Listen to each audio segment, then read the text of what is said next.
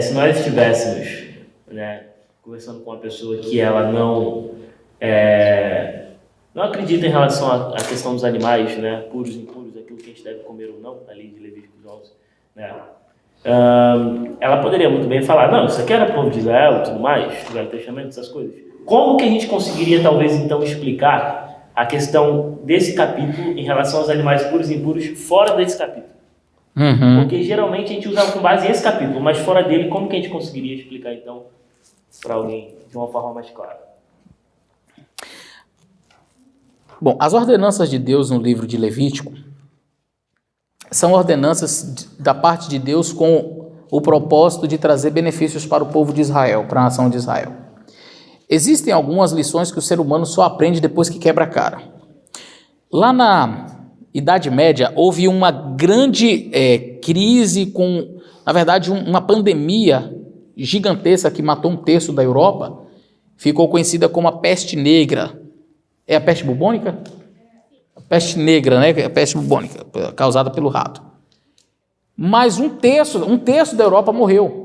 E como foi que eles resolveram esse problema? Você sabe que as condições sanitárias na Europa eram terríveis.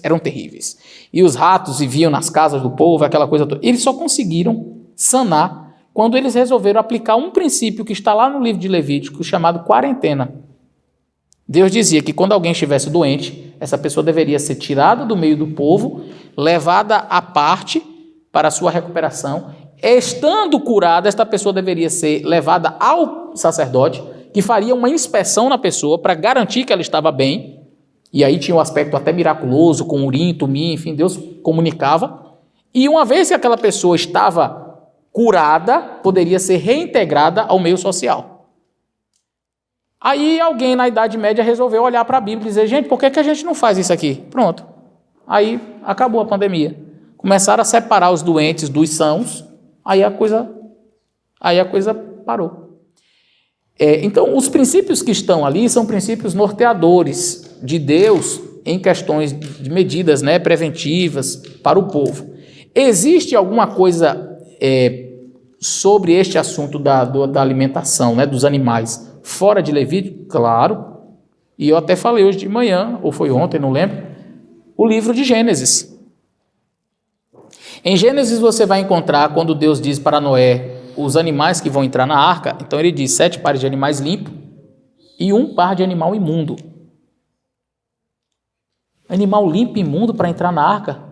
Então já havia essa diferença? Já. E era exatamente no quesito alimentação. Porque eu posso citar vários animais limpos aqui, com alguns poderiam dizer assim, mas isso aqui era para sacrifício.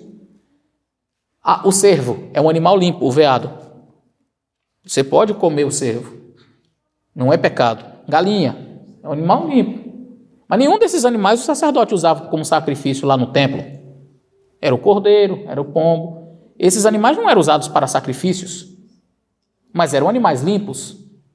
Então veja, quando Deus diz que 7 pares de animais limpos e 1 par de animal imundo, esta era uma diferenciação que não tinha que ver necessariamente com sacrifício, mas com a alimentação.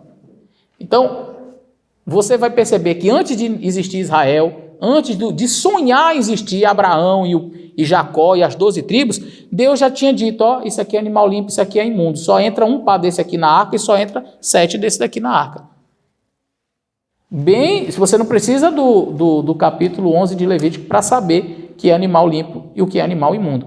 A propósito, lá no livro de Atos, a gente vai perceber que ainda existia essa distinção quando Deus dá uma visão a Pedro com vários animais imundos e aí Deus diz assim, mata e come.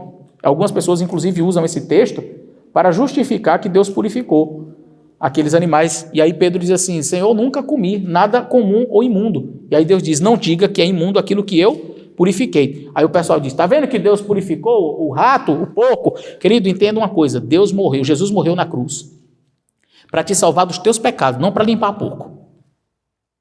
Cristo morreu na cruz, não foi para purificar rato, nem porco, foi para purificar você do seu pecado. E aí então, o próprio Pedro, ele vai depois ficar sem entender, porque Deus fez isso 3 vezes, subiu o lençol, desceu o lençol com aquela bicharada toda, mata e come. Eu nunca comi isso, Senhor. Não diga que é imundo aquilo que eu purifiquei, não diga que é imundo o que eu purifiquei. Aí depois, o próprio Pedro vai explicar isso no livro de Atos, quando ele entra na casa de Cornélio, que era um centurião romano, e um judeu nunca entrava na casa de um romano, e ele mesmo diz, vocês sabem, você pode ler o capítulo lá em casa depois, vocês sabem que não é lícito para um judeu entrar na casa de um romano. Mas Deus me disse que eu não deveria chamar de comum aquilo que ele...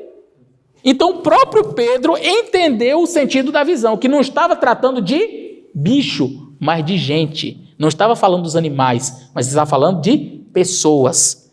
Mas por que eu citei esse texto? Primeiro, para explicar, para que você saiba explicar um dia para alguém. E segundo, para mostrar que mesmo no Novo Testamento tinha pessoas como Pedro que dizia, eu nunca comi isso aqui. Se ele nunca tinha comido, é porque a lei ainda existia. Então, fora de Levítico, eu tenho no Novo Testamento e tenho também em Gênesis a distinções claras. Fora isso, você tem o livro de Isaías, e eu quero só ler esse texto com vocês. Isaías capítulo 66. Você pode abrir a Bíblia aí? Verso 17.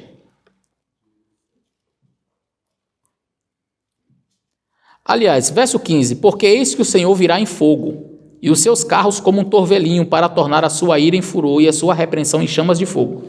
Deixa eu perguntar a você, isso aqui já se cumpriu? Jesus já veio em fogo? Então isso aqui não é uma profecia que Isaías está fazendo para a primeira vinda de Cristo, quando ele veio como um bebezinho. Ele está dizendo que o Senhor virá em juízo, com fogo. Verso 16, porque com fogo e com espada entrará o Senhor em juízo com toda a carne. É uma expressão para Israel ou com toda a carne? E está falando de quê? Juízo. Então eu entendo que isso aqui ainda não se cumpriu. É algo que Isaías está falando para quê? Para o futuro. Está falando do juízo, gente. Está falando dos dias finais da história da terra. O Senhor vai entrar com espada e com fogo em juízo com toda a carne, e os mortos do Senhor serão multiplicados. Quem é que vai morrer nesse dia aí? Então, eu não posso pegar o texto e tirar ele do contexto. O texto está falando do povo que vai viver lá no final, está falando do juízo final, está falando de Jesus voltando em fogo e espada. Ok. Verso 17. Os que se santificam nos jardins após outros deuses, então está falando aqui de idolatria, e os que comem carne de porco e abominação e rato, juntamente serão consumidos, diz o Senhor. Então, um texto bem claro aí mostrando como que vai ser lá no final, e quem come carne de porco e tal vai ser consumido. Pastor, então todo mundo que come carne de porco vai morrer. Bom, se não sabe, Deus não vai levar em consideração o tempo de ignorância. Mas quem sabe e faz, vai se perder, não tenha dúvidas.